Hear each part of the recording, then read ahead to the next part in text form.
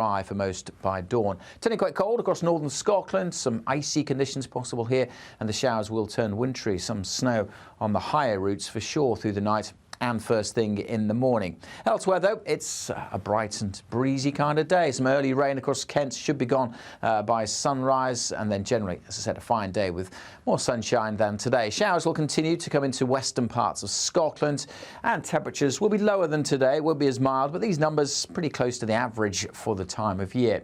Turning a bit cold on Friday night in the south, some pockets of frost possible on Saturday.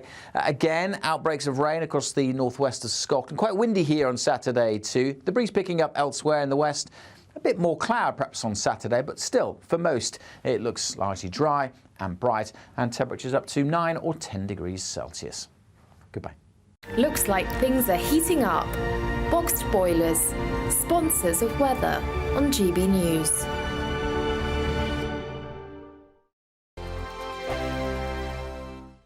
When the news happens, it happens here. And really important breaking news. Breaking news this morning. On TV, radio and online, the news starts here on Britain's Newsroom. All the biggest stories and the answers that you need from across the UK and beyond. Join Britain's Newsroom from 9:30 on GB News. The People's Channel, Britain's news channel.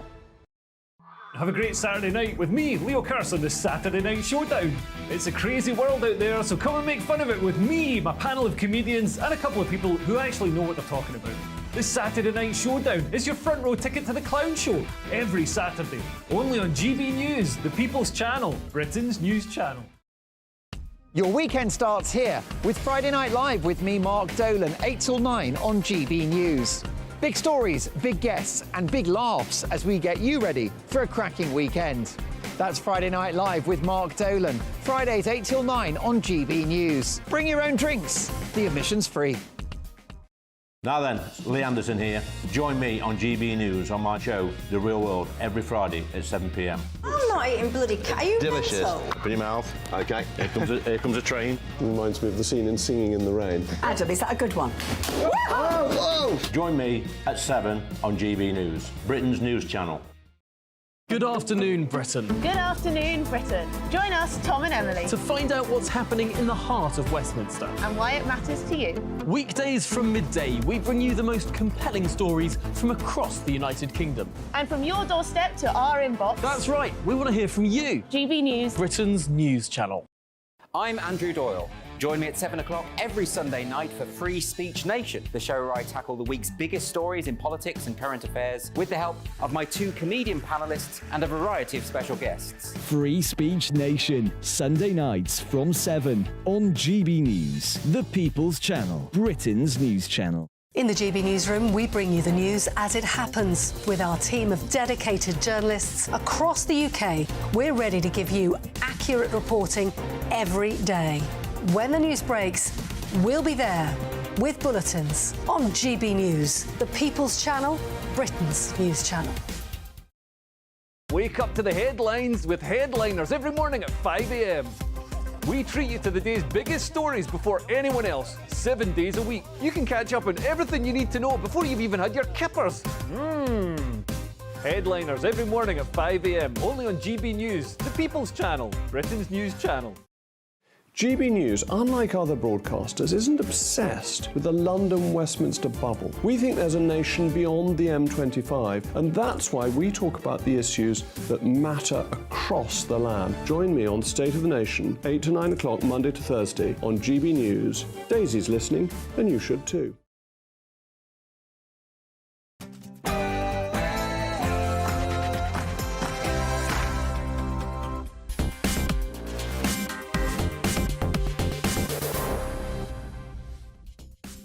Good evening. On the day the Nottingham triple killer gets sentenced, politicians promise more laws, more restrictions on knives. But do we need more laws?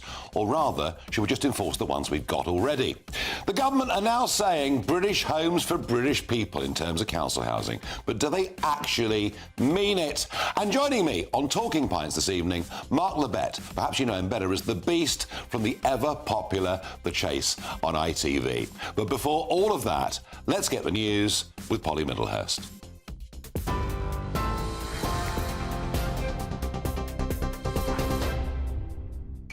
Nigel, thank you, and good evening to you. Well, the son of the murdered caretaker Ian Coates says NHS mental health services and the police must be held accountable after his father's killer was given a hospital order rather than a prison sentence today.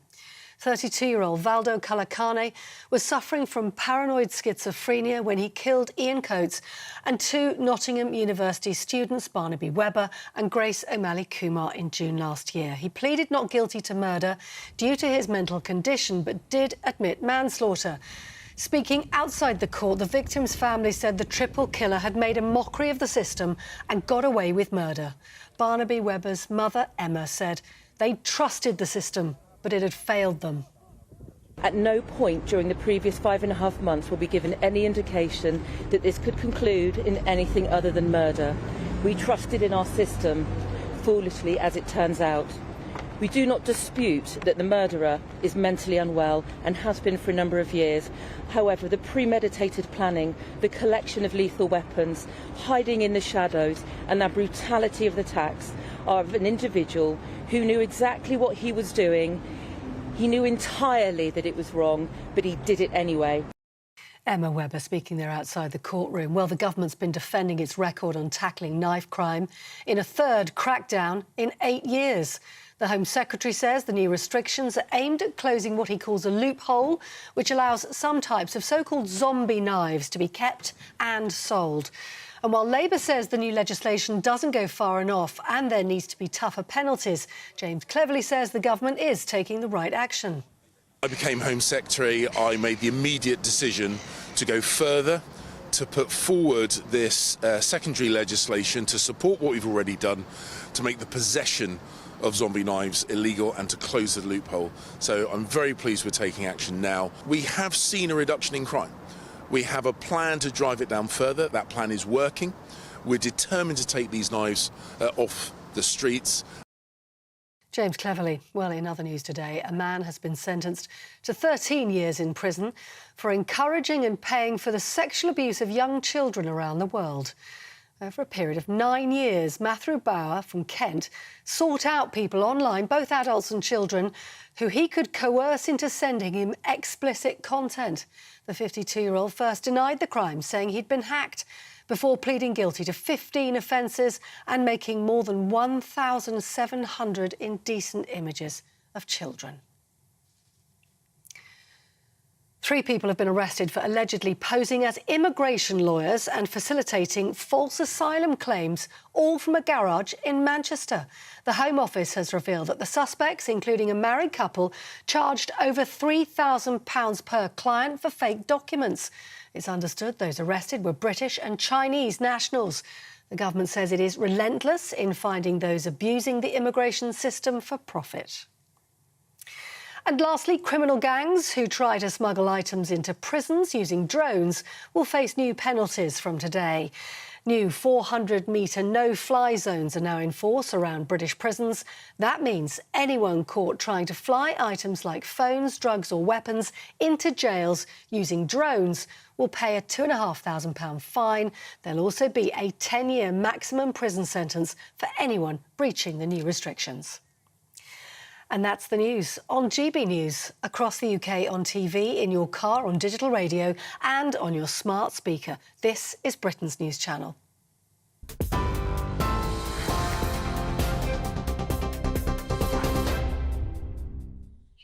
Good evening. It was a shocking day last summer when we got the news from Nottingham that a man was on the loose, 3 people had been stabbed to death, and then a car was then driven at people waiting at a bus stop. What on earth could have happened? Well, today, the man that committed these heinous crimes, Valdo Calacane, was in court, and it proved to be very controversial because he has not been sentenced for murder, but for manslaughter on the grounds of diminished responsibility. And I'll come to the details of that case in a moment.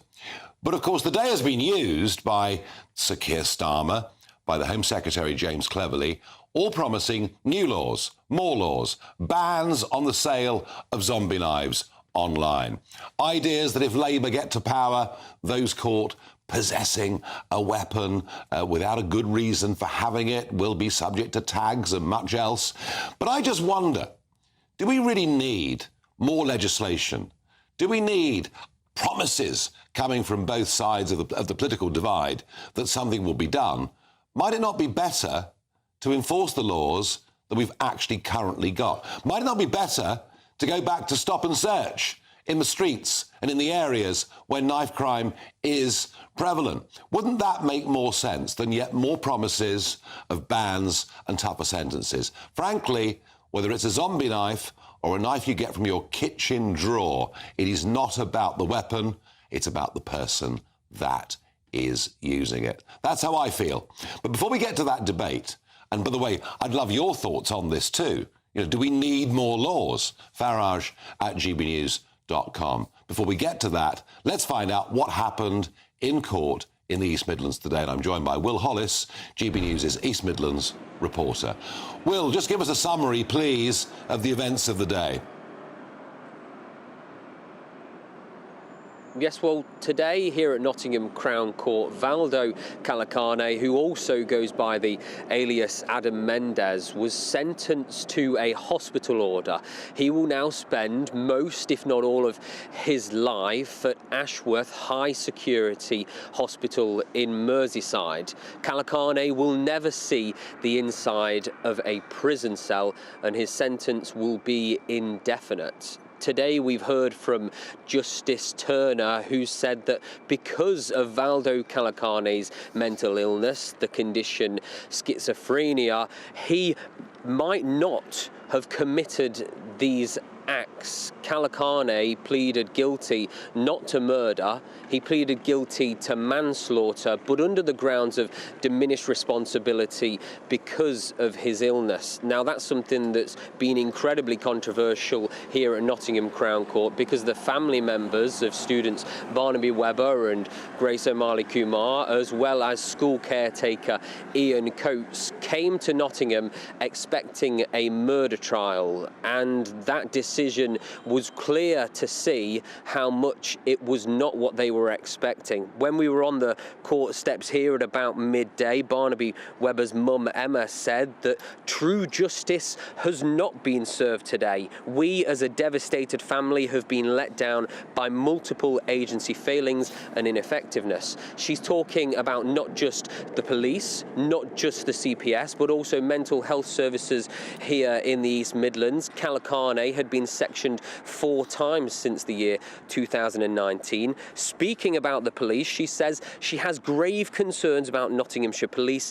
You have blood on your hands. We trusted in our system foolishly, as it turns out. As well, it wasn't just her on the steps, it wasn't just the families of those 2 students. As well, James, the son of Ian Coates, said quite powerfully, this man, referring to Calacane, is a killer. Murder is the only thing he cared about.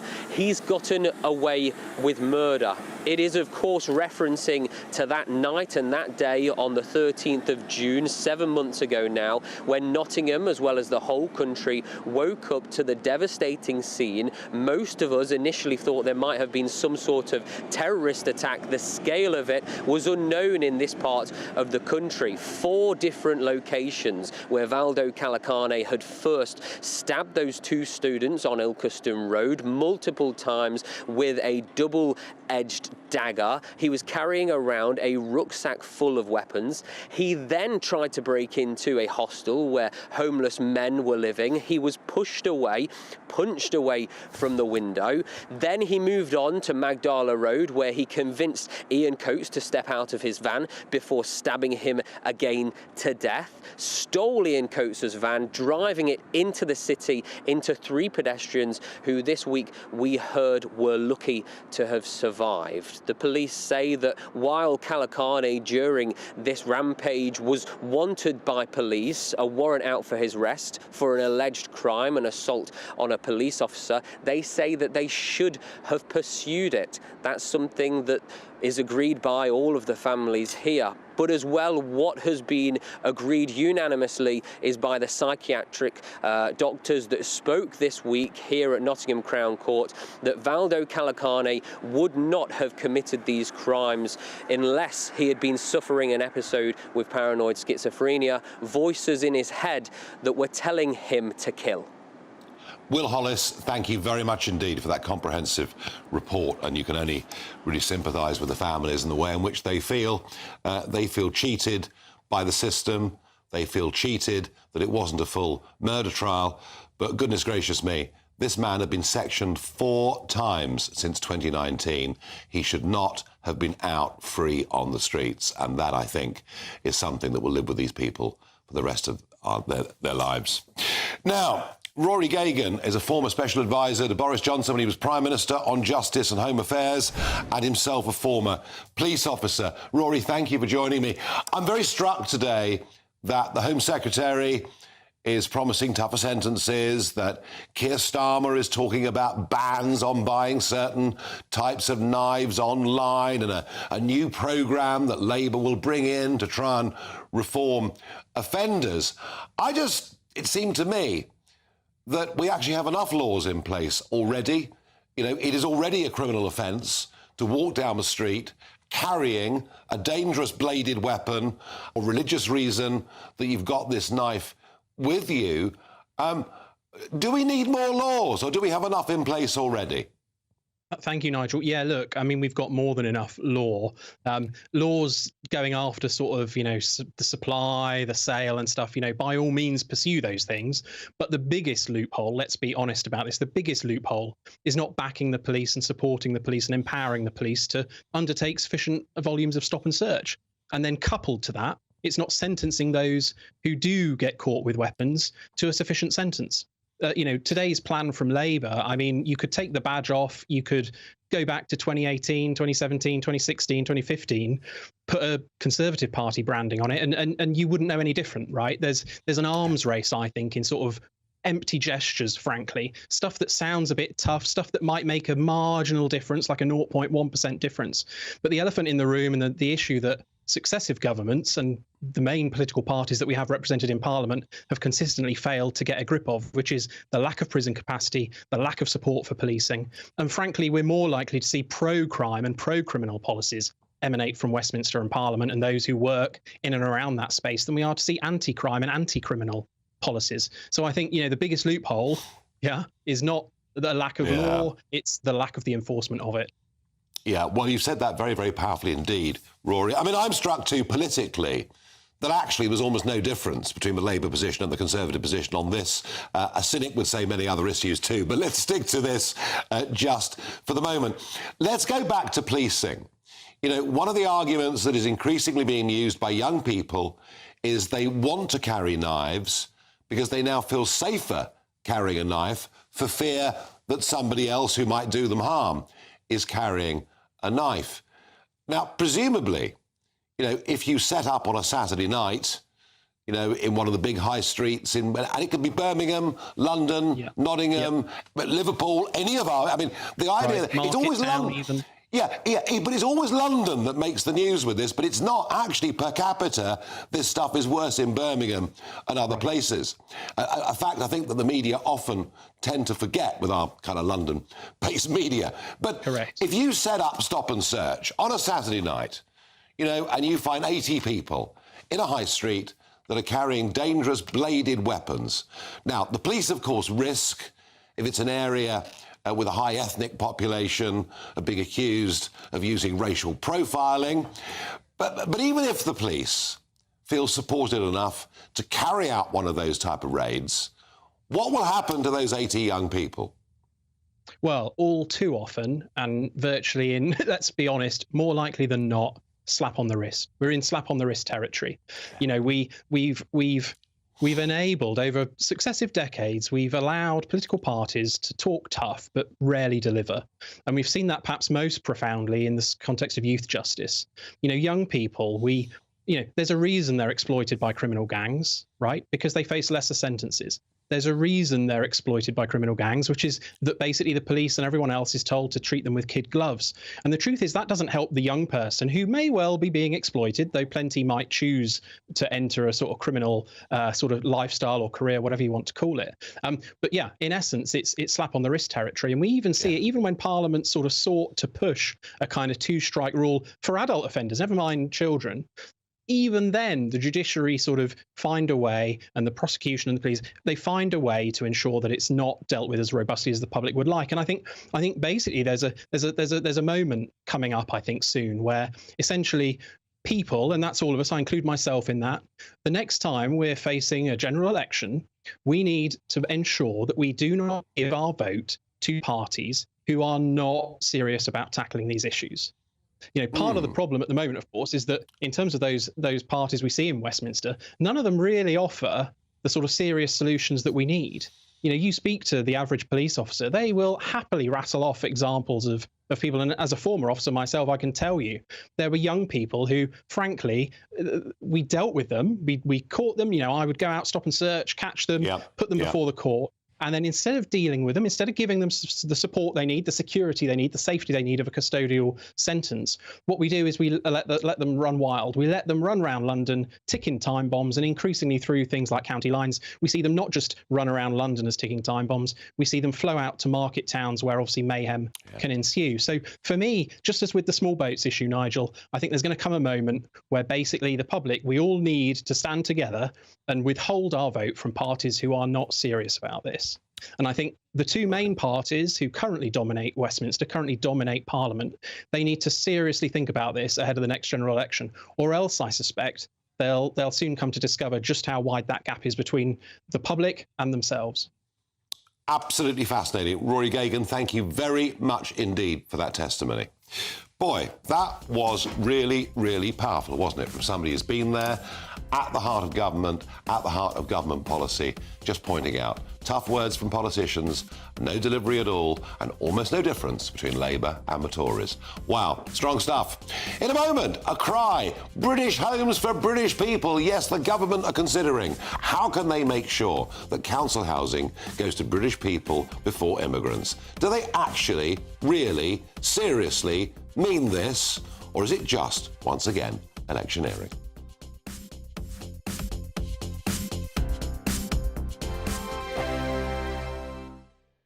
I'm Christopher Hope. And I'm Gloria Di Piero, bringing you PMQ's Live here on GB News. Every Wednesday, we'll bring you live coverage of Prime Minister's questions when Rishi Sunak and Sir Keir Starmer go head-to-head in the House of Commons. We'll be asking our viewers and listeners to submit the questions that they would like to put to the Prime Minister, and we'll put that to our panel of top politicians in our Westminster studio. That's PMQ's Live here on GB News, Britain's election channel. Good afternoon, Britain. Good afternoon, Britain. Join us, Tom and Emily, to find out what's happening in the heart of Westminster and why it matters to you. Weekdays from midday, we bring you the most compelling stories from across the United Kingdom. And from your doorstep to our inbox. That's right, we want to hear from you. GB News, Britain's news channel. Wake up to the headlines with Headliners every morning at 5 a.m. We treat you to the day's biggest stories before anyone else, 7 days a week. You can catch up on everything you need to know before you've even had your kippers. Headliners every morning at 5 a.m, only on GB News, the People's Channel, Britain's news channel. GB News, unlike other broadcasters, isn't obsessed with the London-Westminster bubble. We think there's a nation beyond the M25, and that's why we talk about the issues that matter across the land. Join me on State of the Nation, 8 to 9 o'clock, Monday to Thursday, on GB News. Daisy's listening, and you should too. In the GB Newsroom, we bring you the news as it happens. With our team of dedicated journalists across the UK, we're ready to give you accurate reporting every day. When the news breaks, we'll be there with bulletins on GB News, the People's Channel, Britain's news channel. Big news, big debates, big opinion. Patrick Christie's Tonight is the week's biggest show. Every weekday, 9 to 11 p.m, we've got the inside track on the day's top stories. There'll be sharp takes you won't get anywhere else. We will set the news agenda, not just follow it, and I want to bring you along for the ride. Whatever it is, we'll have our finger on the pulse.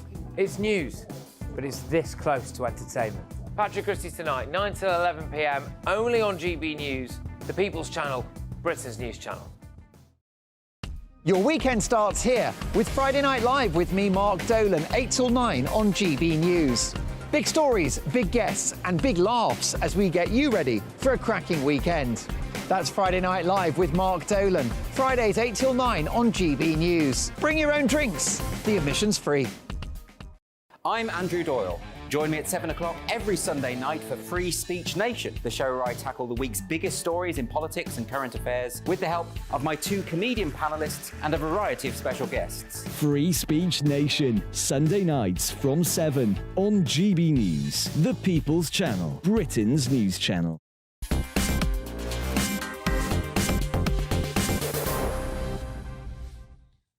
So do we need the Home Secretary and Sir Keir Starmer to promise more laws on the sale of knives? Or do we have enough laws in place already? Some of your thoughts. Dave says, if someone is caught carrying any bladed weapon without legal reason, they should automatically be added to an offenders list and subject to stop and search at any time.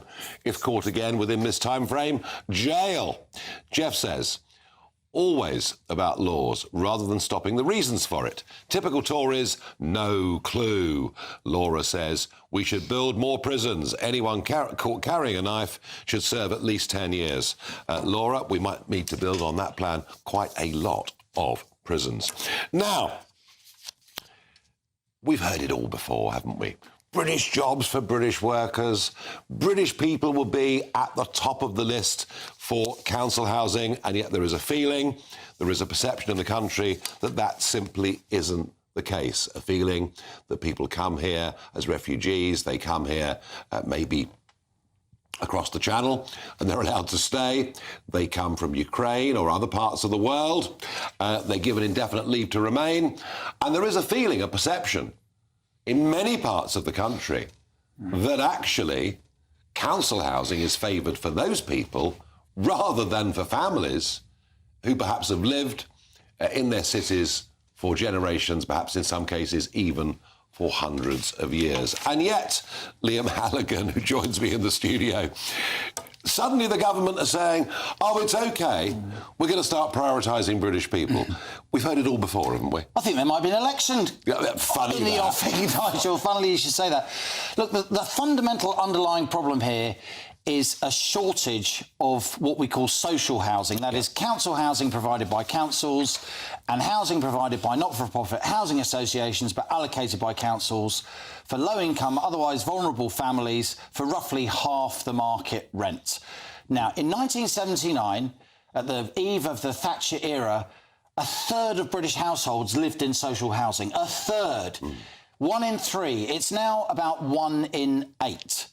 Even so, we've got far fewer council houses, social housing, than we had because we sold lots of them off. They weren't replaced.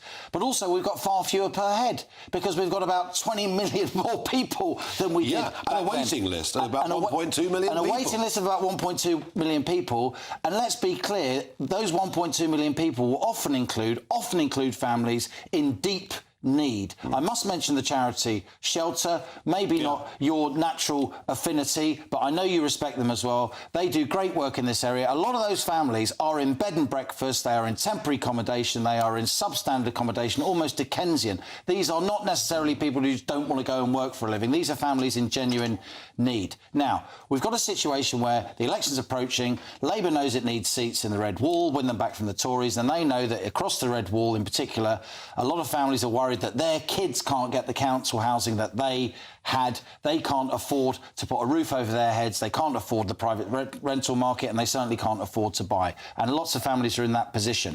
That's why Labour and the Tories are now sort of vying with each other. British homes for British workers. Even Gordon Brown did it back in 2010. Didn't do him any good. So let's have a look at the numbers. Let's have a look at the numbers. Because you rightly said, I thought you were very careful with your language, there is a perception in some areas. Now, 17% of the British population is now foreign-born, right? But only 10% of council housing across the country is given new council housing tenancies to families headed by somebody who is foreign-born. So across the board, actually, foreign-born families or foreign-born parents who have kids here are underrepresented when it comes to council housing. But, and it's a key but, in some parts of the country, for instance, where I grew up, the London Borough of Brent. I'm a proud boy from Kingsbury, a hyper-diverse borough, even in my day, even more so now. 40% of new council house tenancies goes to foreign-born heads of family. In south of the river, not that I ever go south of the river as a North Londoner, south of the river, in Southwark, it's 29%. And I could give you similar numbers. I won't bamboozle everybody at this time of night with numbers. I could give you similar numbers for areas in the Midlands, the North West, and even some wards in the North East. So when some, indigenous, if you like, families saying it's not fair, they do have a point.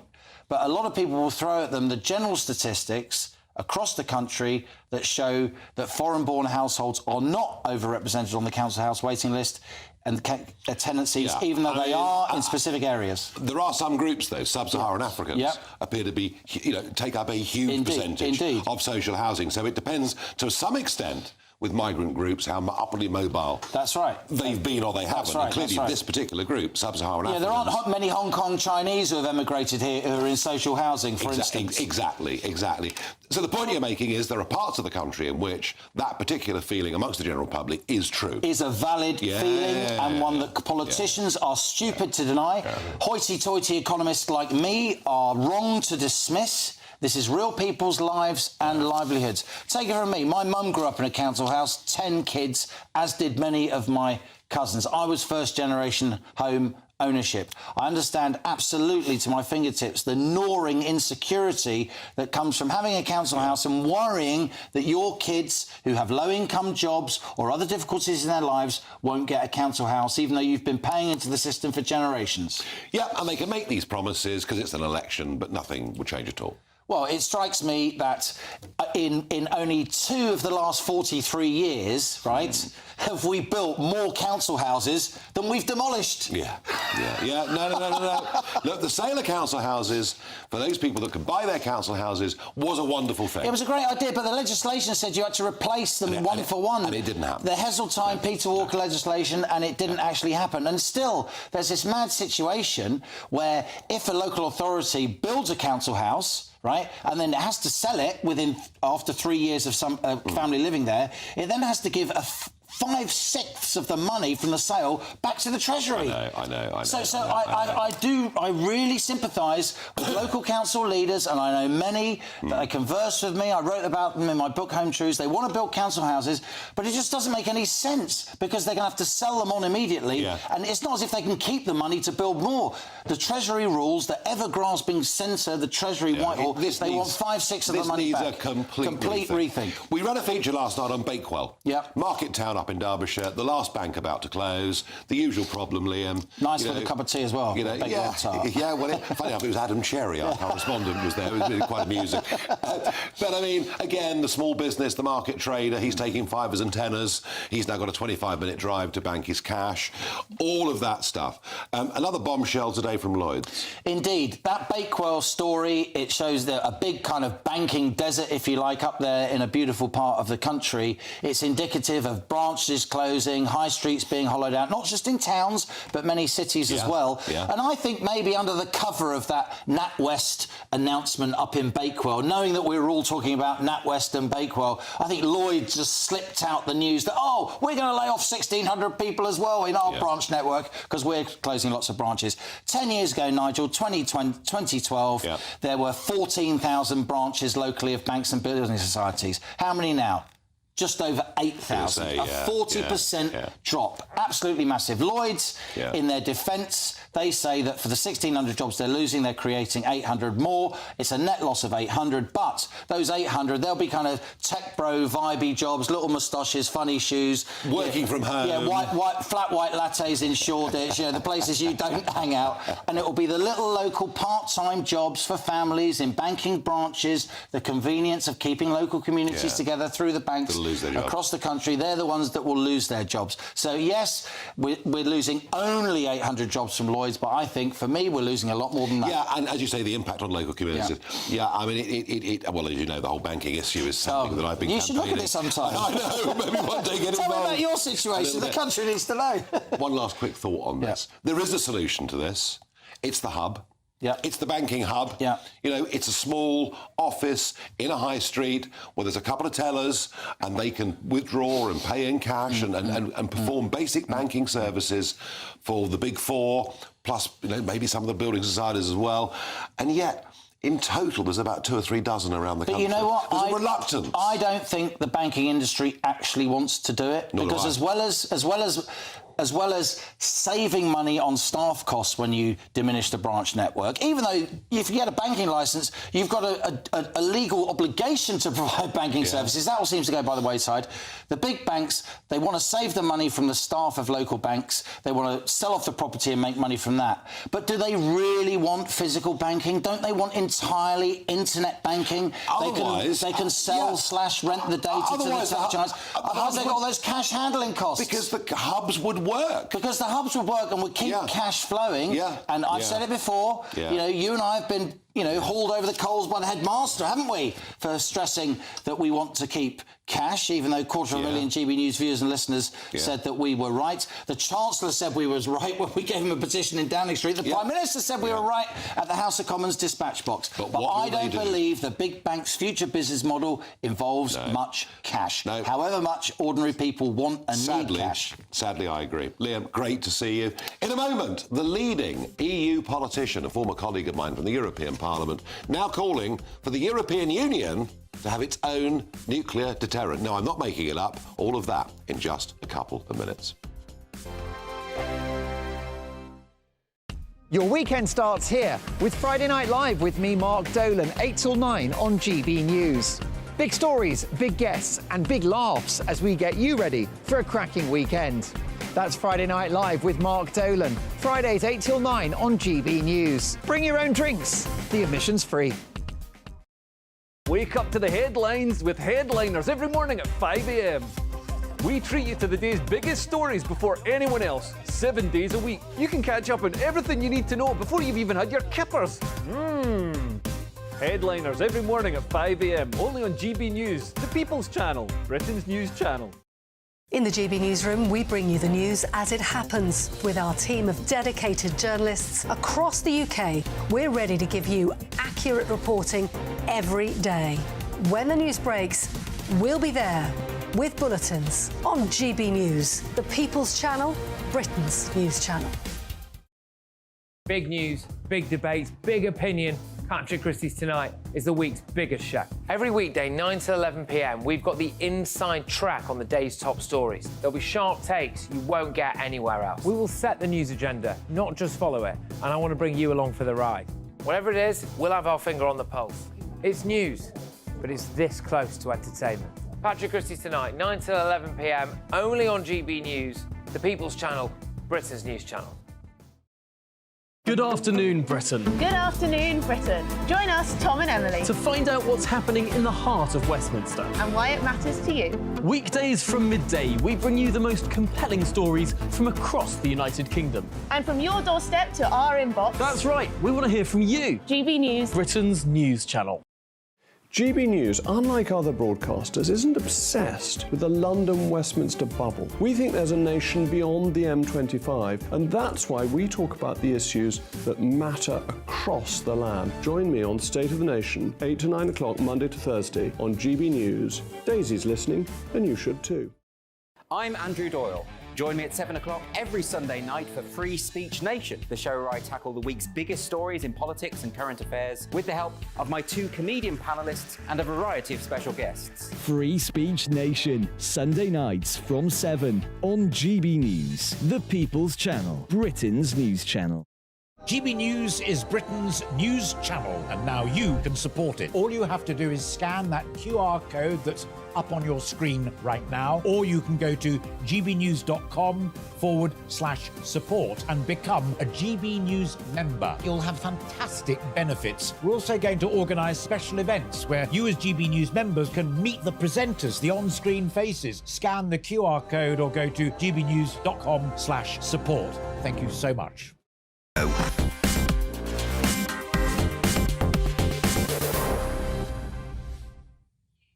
I mentioned a couple of weeks ago that Donald Trump's rise, the inevitability of him being the Republican candidate, the increasing likelihood, if you believe the polls, that he's going to become the 47th president of the USA, was being used increasingly by European politicians as a means of trying to develop their long-held dream, or some would say fantasy, of a European army.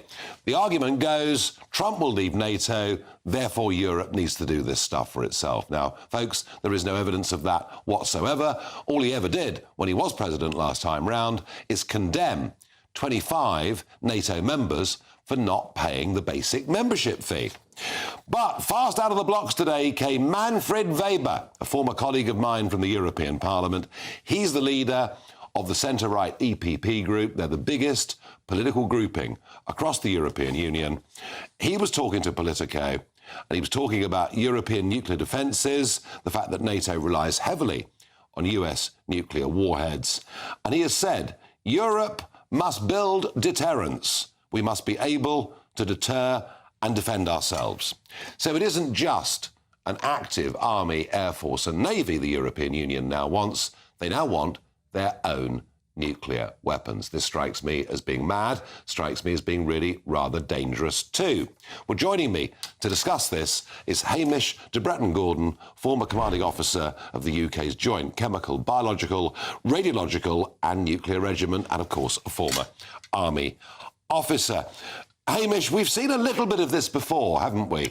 You know, America's going to go. America won't be our friend anymore. We need to have stronger defences at a European level. But this is a step that I've never heard before. Good evening, Nigel. Yeah, Good evening. It's bonkers. I mean, it's absolute madness. The last thing we need at the moment is more nuclear proliferation. We've seen a lot of the instability in the world at the moment is because the Iranians are getting hold of nuclear weapons and the North Koreans are getting hold of nuclear weapons. So the thought of another country, and when it comes to deterrence, you know, I don't agree with you that the Americans again let us down. I was with a bunch of American military people in London today, and we actually discussed this, and they were distraught that they thought that we or the Europeans thought that they wouldn't, you know, if there was to be a conflict with Russia, they wouldn't get involved. So if we park that for a moment, if you look at, you know, ourselves and the French, who are the two key nuclear nations, Putin knows that there are enough nuclear weapons that Britain and France holds to completely eradicate Russia anyway. The fact that nuclear weapons have kept the peace for the last 75 years is because the Russians, ourselves and the French and the Americans have parity. So to get a new kid on the block is crazy. And NATO, North Atlantic Treaty Organization, it was there. It was designed after the Second World War to keep the peace in Europe and prevent Russian expansionism. Now, the Russians are heading west, which is why absolutely essential we ensure Ukraine prevails. But having an EU nuke in the pot, as it were, would make things dramatically worse rather than better. Yeah. You mentioned Ukraine there. Hamish, I've been hearing politicians say Ukraine's going to win, Ukraine must win. Seems to me the whole thing's a total stalemate that's going to go on for many years.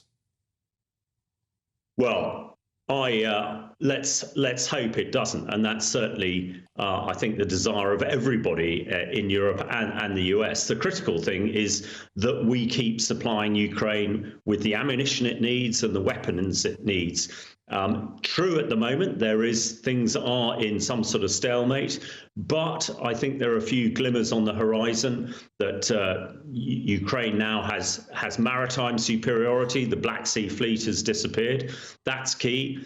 From the air, Ukraine is getting air superiority, is getting F-16s arriving soon, and in order for them to enable their ground maneuver warfare, their tanks and their infantry fighting vehicles to break through the Russian lines, they need that air superiority. So things are happening. We know the Russians are really struggling. They've lost hundreds of thousands of young men, and it's only young Russian men, and pretty much those who come from the ethnic areas that are put into the fight. So, yeah, as long as we keep supporting Ukraine and giving them what they require, I'm sure that they will prevail. But, you know, trying to get the EU to have some nuclear weapons will not add to that fight in any way. No. Hamish, thank you as ever for coming on and discussing these very important issues with us. Thank you. Well, we'll see whether Hamish is right on Ukraine. I mean, you know, we can give kit to Ukraine, but if we've got no stocks of our own in an increasingly dangerous world, well, we're not in a very good place, are we? Now, the What the Farage moment. Asda today announcing that now up to 80 of their petrol stations will be entirely cashless. In fact, they'll be personless. You'll just, you know, get your petrol, your diesel and pay with a card machine. It's all part of the drive towards a cashless society, as I was discussing with Liam Halligan a few moments ago. Yet, Ireland are going to put in law that shops, retailers must legally accept cash, as indeed is the law in France today. So we don't have to move towards a cashless society. We don't have to allow big bully boys like Asda to drive us in this direction. We just need the British government to do what the Irish government has done and the French government have done, and to say that actually consumers need to be able to exercise their own discretion. If they want to use cash, they can. It is legal tender. We have all these fine words that we had from the Treasury after we delivered your petition into number 11. What we'd now like is a little bit of action. Joining me on Talking Pints in a moment is Mark Lebet, better known to you perhaps as The Beast. And, you know, you've got to say, The Chase is one of those programmes on television, one of those huge ITV successes that keeps going and going. We're going to find out in a moment from Mark, what does it take to be a professional quizzer? On Patrick Christie's tonight, 9 till 11 p.m, what is so controversial about wanting British homes for British workers? I'll be joined by the Home Office Minister James Sunderland. And as it's revealed, a quarter of English youngsters are obese. Are fat kids victims of child abuse? Plus, I ask Anne Widdecombe whether the police have blood on their hands for failing to stop Nottingham triple killer Valdo Calacane. Patrick Christie's tonight, 9 till 11 p.m, GB News. Be there.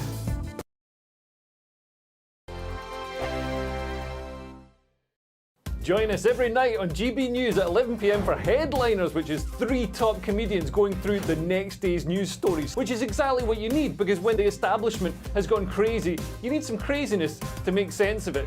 Headliners. You don't have to bother reading the newspaper. We've got it covered for you. Every night at 11 p.m. and repeated every morning at 5 a.m. We won't send you to sleep like some of the other paper review shows out there. So join us 11 p.m. every night on GB News. The People's Channel, Britain's news channel. Tired of the usual focus-tested, pre-prepared Westminster runaround? Well, so am I. So you want higher taxes? Is your department to blame for this? Are you rethinking this policy? Every Sunday at 9:30, I'll be sitting down with those in power to get the truth about the issues affecting you. Let's be honest, we've known about the cost pressures of this project for years, not months. That's the Camilla Tominey Show, a politics show with personality. On GB News, the People's Channel, Britain's news channel. I think the most exciting bit for me is talking to people. People who I think are ignored often by the major news channels. We're going to give news they want to hear. There's a voice there that needs to be heard. I think there's a chance here for a diversity of opinion to be expressed, which you don't find elsewhere. It's really exciting. We don't hold back. We're free to say how decisions that are taken here affect us all around the country. Only on GB News, the People's Channel, Britain's news channel. Good afternoon, Britain. Good afternoon, Britain. Join us, Tom and Emily, To find out what's happening in the heart of Westminster. and why it matters to you. Weekdays from midday, we bring you the most compelling stories from across the United Kingdom. And from your doorstep to our inbox. That's right, we want to hear from you. GB News, Britain's news channel. Every Sunday from 11, join Michael Portillo. There'll be topical discussion, looking at the week before and the week to come. So kick back and relax at 11 a.m. on Sundays on GB News with me, Michael Portillo. GB News, the People's Channel, Britain's news channel. Your weekend starts here with Friday Night Live with me, Mark Dolan, 8 till 9 on GB News. Big stories, big guests and big laughs as we get you ready for a cracking weekend. That's Friday Night Live with Mark Dolan. Fridays 8 till 9 on GB News. Bring your own drinks. The admission's free. Big news, big debates, big opinion. Patrick Christie's Tonight is the week's biggest show. Every weekday, 9 to 11 p.m, we've got the inside track on the day's top stories. There'll be sharp takes you won't get anywhere else. We will set the news agenda, not just follow it, and I want to bring you along for the ride. Whatever it is, we'll have our finger on the pulse. It's news, but it's this close to entertainment. Patrick Christie's Tonight, 9 till 11 p.m, only on GB News, the People's Channel, Britain's news channel.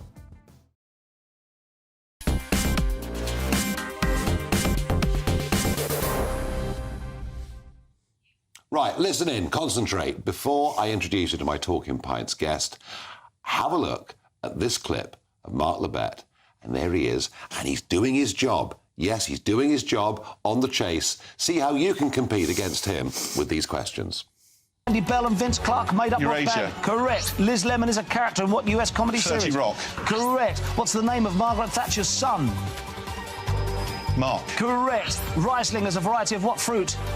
A grape. Correct. What country was formerly known as Northern Rhodesia? Zambia. Is correct. Who was the first Archbishop of Canterbury? St Augustine. Correct. Basil the Rat was the last episode of what sitcom? Fawlty Towers. Is correct. Unbelievable. And he joins me now live in the studio. Mark Lebet, welcome to Talking Pints. Good evening. Great. This is something I've never done on live telly before. No, well, there's always the first at GB News. Fresh from the pub as well. That's nice. Poured straight from the pump, brought across the road. Cannot be bad. Now, this programme, The Chase, it gets amazing, consistent viewing figures. People absolutely love it. It's an ambition for many people to be on it and to have a go. And it's been going since 2009. What makes it work? Firstly, I've just lost my earpiece, so I'm checking you guys can hear me. But We're hearing you can, you. good. The format, the first thing, it was a lucky accident. Originally, they went up the ladder and then turned round with Dulles Ditchwater, but they made a last-minute change, literally. We've got an element of jeopardy. We've got, and I know I'm biased, the best game show host in the English-speaking world right now. And then, most importantly, it's got me. Of course. No, you clearly... for those that don't know it, you know, members of the public come on, they're tested on their general knowledge, but they're tested... You know, we become professionals. We all got eminence in the world of quizzing, so national championships. I, for example, captained Wales and represented him a few times. Annie is a former world ladies champion, so we've got that level of thing. And that's the aim. It's 4 against 1, and we're there to literally provide a test. If somebody wins by playing well... Well, I don't like it. I go congratulate and say, well played, you've earned the money. What I don't want to do is feel I'm giving it away. Yes. Now, we'll come to the competitive nature in a moment. What are the qualities? I mean, clearly, you've got to have a good memory. Yeah. Clearly, you've got to have, you know, a reasonably quick mind. I mean, everyone gets all of that. What I want to know, Mark Lebet, as somebody that's done all sorts of quizzes and mastermind and all the things you've done over the years, and you're doing it for a living, how do you practice? Well, I'm lucky because I'd claim I'm the natural, that I pick up stuff by watching films, reading books. For example, travelling on the tube is great because you clock what are the new books out, the new plays, etc. And I've got what I call sticky memory, that ability to just drag it back in and use it. Is that a photographic memory? Well, an eidetic memory. There's some argument whether it exists, but certainly when I was younger, it was pretty close to it. I mean, it's still exceptional. I'm one of these people, if you put me in a room and there's, say, about 4 or 5 posters, then you ask me a minute later what was on the poster, I go, that. Same time, you say what the colour scheme was, I wouldn't be able to tell you. It just doesn't register with me at all. I'd be the world's worst interior decorator.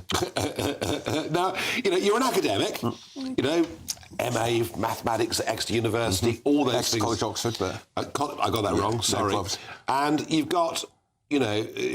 You've been a supply teacher, you've done all those things. How does a bloke with that background finish up working at Butlins? Started working at Butlins. And I'll say it now. I'm teasing you, but... I know. And I'll say it now. It was the best finishing education a young man fresh out of Oxford ever got. You get to learn quite a bit about life. I spent the summer working... as a drayman, so moving the beer barrels around, etc., which was good for a bit of physical fitness. And there they had these trivia machines, which were my personal piggy bank. So thank you very much. So you'd put some money in, play this game and make money? Start the week with £3 and end it with about 200. So you found what you were really good at? Yeah, and how many people are lucky enough to find the job they were... You couldn't design a better job for me than The Chase. It's got all the skill sets for me. Fast brain, good knowledge, a bit of personality, and dare I say I'm just enough of a wrestling heel that people like me. You've just got to be enough to be the guy they love to hate. And you did everything on the way there, didn't you? Yeah. You appeared on Countdown and did all the... And you did Mastermind as well, Yeah. which is an incredible programme, isn't it? Oh, and the problem with Mastermind is, in fairness, is you're entirely at the mercy of the producers, because it's the one show where you're not competing directly against anyone else. You just get your own questions, they get theirs. And if they're lucky enough to get nicer questions than you, or you get harder ones, you just got to smile and go, well played. Yeah, no, what you're doing in The Chase, it is, and we mentioned this earlier, it is competitive. Yeah. There is a battle between the person that's coming on, a member of the public, and you. Just how competitive does it get? Well, let me put it this way. I'm renowned for not even letting my beloved nieces win at Snap. That's how competitive I am. But that's part of the thing. Is my job is to test the people. But a lot of my colleagues play it for laughs because of their background in comedy, etc., which is great by them. I see it, my job's to bring the legitimate competition. You want to beat me, you've got to earn it. And you'll appreciate that. The respect is a rock-hard currency, and for me, when they look in horror when I come round the corner, you can't put a price on that because you can't buy that reputation, you earn it. They're excited to be on the show, but they don't want to see you. The number of times they just go... And that is extraordinary. There must have been times when you've lost your temper doing it. Just a little bit. Just a little bit. The stories that you might have punched a couple of walls backstage. Yeah, your point being? Well, no, that you're but you are a competitive person. But how can I put it this way? It happens about once every 2 or 3 years. Every time the producers come backstage and after checking I'm OK or whatever, they go, oh, that's fantastic. Yeah, they give you a real attaboy because they're thinking, right, it's great telly. Because once in 2 or 3 years, it's great telly. If I did it every other week, I've got anger management issues. And generally, there's a reason why, so they can at least get why. You know, I come from the rugby background or whatever, that you might want to query the decision, but you accept it. And sometimes that's my way of going, Yeah, OK. No. Now, you're on telly. Yeah. And of course, for anybody on telly... Sorry, but in flip side, I call my fouls. It's happened at least twice. Because of editing, I've actually lost a game where I'd been announced the winner and I've said, can you check my answer? Because I said once I said Nightmare in Elm Street and was accepted. Another time I said Dennis Roussos instead of Demi Roussos. So they went back, re-edited it and redid it, and I lost as about... But it was the right thing to do as a professional. You want to play it straight? Absolutely. You've got it. It's only fair. Yeah. I'm just playing for ego, they're playing for cash. Now, you as I say, on telly, appearance is important. So let's have a look at a picture of you in 2019, which we're going to put on our screen right now. Now, there you are, big lad. Yeah. Let's have a look at you, Mark, in October 2023. Well, I mean, you look about half the size. What have you done? I've just got weighed. I'm 19.5 stone, so BMI 31. My heaviest, I was 29 stone. I've mainly been at 26, 27 stone. Combination of several things. Walking the dog, that's always good. Looking after my boy during pandemic. I've got nothing but respect for people who look after little children and why you should have kids in your 30s, not your 50s. I had something which may or may not have been COVID a couple of times, and one of them just suppressed my appetite and it never came back. Really? Even though I now have standard pub meals and I often don't finish the chips, which those who know me will be going...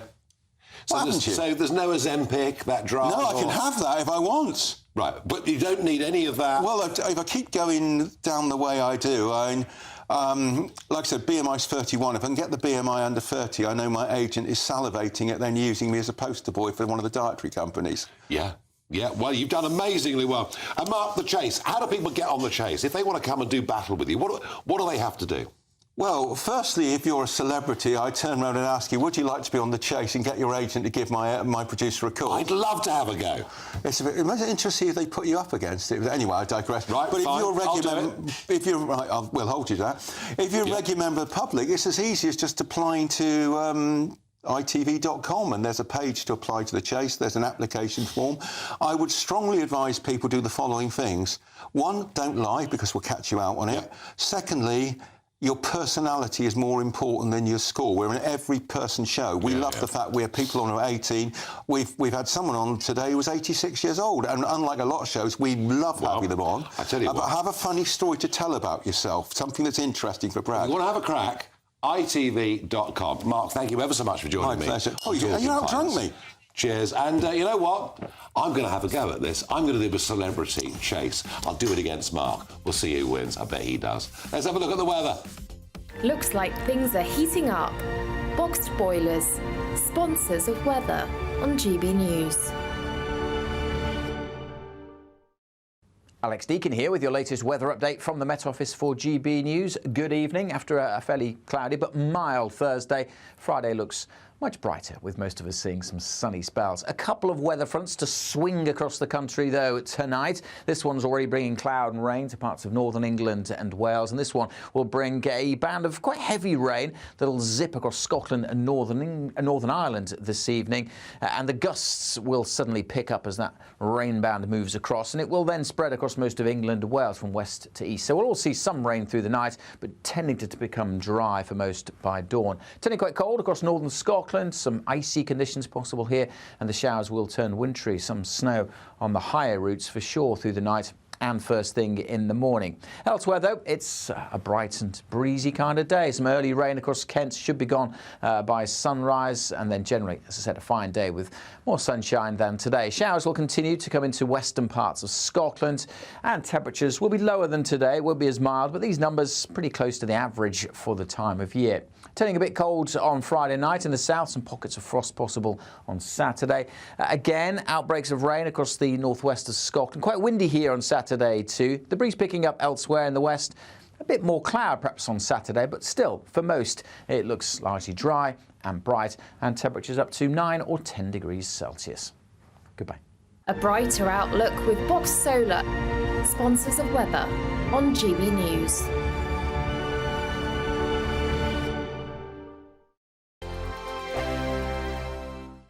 When the news happens, it happens here. And really important breaking news. Breaking news this morning. On TV, radio and online, the news starts here on Britain's Newsroom. All the biggest stories and the answers that you need from across the UK and beyond. Join Britain's Newsroom from 9:30 on GB News. The People's Channel, Britain's news channel. Have a great Saturday night with me, Leo Carson, this Saturday Night Showdown. It's a crazy world out there, so come and make fun of it with me, my panel of comedians, and a couple of people who actually know what they're talking about. This Saturday Night Showdown is your front row ticket to the clown show every Saturday, only on GB News, the People's Channel, Britain's news channel. Your weekend starts here with Friday Night Live with me, Mark Dolan, 8 till 9 on GB News.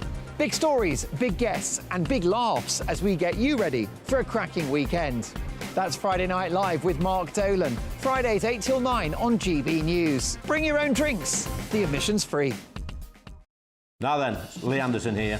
Join me on GB News on my show, The Real World, every Friday at 7 p.m. I'm not eating bloody cat. Are you delicious? mental? Open your mouth. OK, here comes a train. Reminds me of the scene in Singing in the Rain. Adam, is that a good one? Whoa! Join me at 7 on GB News, Britain's news channel. Good afternoon, Britain. Good afternoon, Britain. Join us, Tom and Emily, To find out what's happening in the heart of Westminster. and why it matters to you. Weekdays from midday, we bring you the most compelling stories from across the United Kingdom. And from your doorstep to our inbox. That's right, we want to hear from you. GB News, Britain's news channel.